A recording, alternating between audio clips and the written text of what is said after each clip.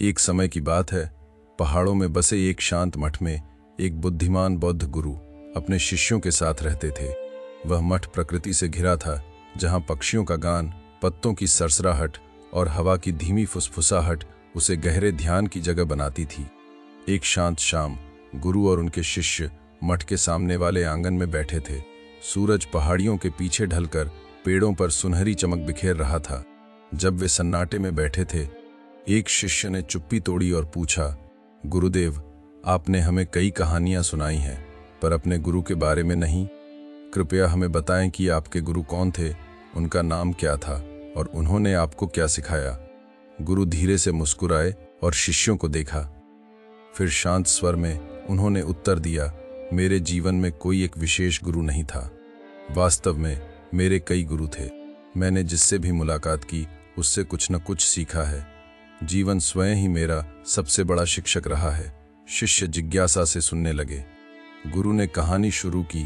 मेरी आध्यात्मिक यात्रा की शुरुआत में मुझे अपने ज्ञान और अनुशासन पर बहुत गर्व था।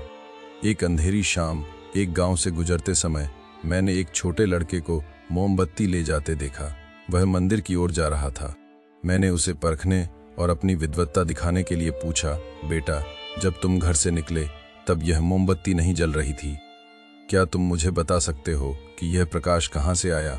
मुझे लगा कि वह उलझन में पड़ जाएगा, लेकिन इसके बजाय लड़के ने शांति से मोमबत्ती बुझा दी और मुझसे पूछा, अब जब प्रकाश चला गया है, क्या आप बता सकते हैं कहाँ गया? मैं दंग रह गया। मेरे पास कोई जवाब नहीं था। उस पल मुझे एहसास हुआ कि मुझे अपने अल्प ज्ञान पर कितना अहंकार था। उस बच्चे ने बिना ज्यादा कहे मुझे एक गहरा सत्य दिखाया था।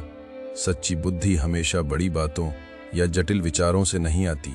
कभी कभी यह सरल क्षणों और ईमानदार सवालों से आती है। वह लड़का मेरा पहला गुरु बना। उसने मुझे याद दिलाया कि असली सीखना अहंकार खत्म होने पर शुरू होता है।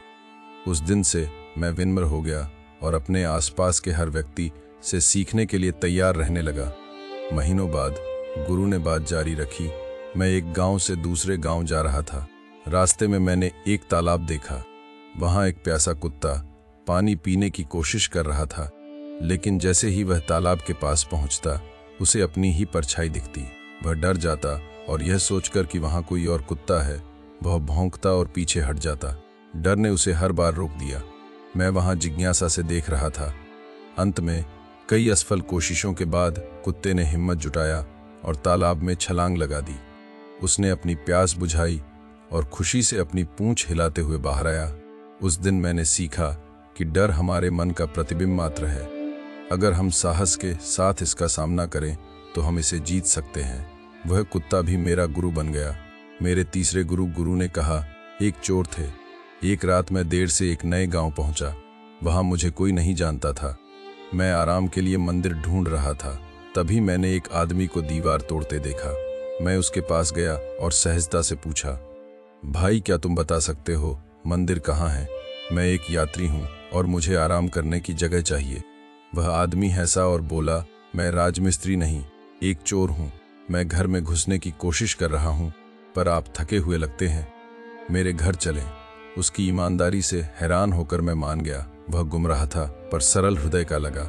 मैं उसके घर रुक गया। वह हर रात चोरी करने निकलता और जाने से पहले ईमानदारी से प्रार्थना करता। लौटने पर वह हमेशा कहता, आज सफल नहीं हुआ पर कल जरूर होऊंगा। उसने मुझे सिखाया कि चाहे आप जीवन में कितनी भी बार असफल हों, आपको सफल होने की आशा कभी नहीं खोनी चाहिए। बाद में मैंने उसे सही रास्ता चुनने की सलाह दी। उसने चोरी छोड़ दी और अपना छोटा व्यवसाय शुरू किया। वह चोर भी मेरा गुरु बना। फिर गुरु ने शिष्यों को देखा और धीरे से कहा, तो ये थे मेरे कई गुरुओं में से तीन, एक बच्चा, एक कुत्ता और एक चोर। उनमें से प्रत्येक ने मुझे वह सिखाया जो कोई किताब या शास्त्र कभी नहीं सिखा सकता था। जीवन सबसे अप्रत्याशित तरीकों से ऐसे सबक देता है। आपको बस इसे देखने के लिए आंखें और समझने के लिए दिल चाहिए। फिर उन्होंने रुककर निष्कर्ष निकाला, हमेशा याद रखें, जीवन हमारा सबसे बड़ा गुरु है। यदि आप सीखते रहेंगे, चिंतन करेंगे और खुले रहेंगे, तो जीवन आपको उस ज्ञान की ओर ले जाएगा जो आपकी कल्पना से परे है। अगर हम अपने जीवन में देखें तो पाएंगे कि सभी सबक किताबों या शिक्षकों से नहीं मिलते। कभी कभी वे उन लोगों से मिलते हैं जिनकी हम उम्मीद नहीं करते। एक बच्चा, एक जानवर और यहाँ तक कि कोई ऐसा जिसे हम नीचा समझते हों, हमें जीवन का मूल्यवान सबक सिखा सकता है। इस कहानी में एक बुद्धिमान गुरु कहते हैं कि उनके शिक्षक एक छोटा लड़का, एक डरा हुआ कुत्ता और एक चोर थे। कोई भी पूर्ण नहीं था, पर प्रत्येक ने उन्हें कुछ वास्तविक सिखाया जिसे वे कभी नहीं भूल सके। जीवन अनुभव के माध्यम से हमें ऐसे ही सिखाता है। एक गलती, एक विफलता, एक दर्दनाक क्षण, ये चीज़ें हमें किसी भी सलाह से ज़्यादा आकार देती हैं। हम अक्सर भूल जाते हैं कि लोग क्या कहते हैं, लेकिन हम वह नहीं भूलते जो हमने जिया है। एक दिल टूटना हमें विश्वास की कीमत सिखाता है। व्यापार में घाटा हमें हमारी गलतियां सिखाता है।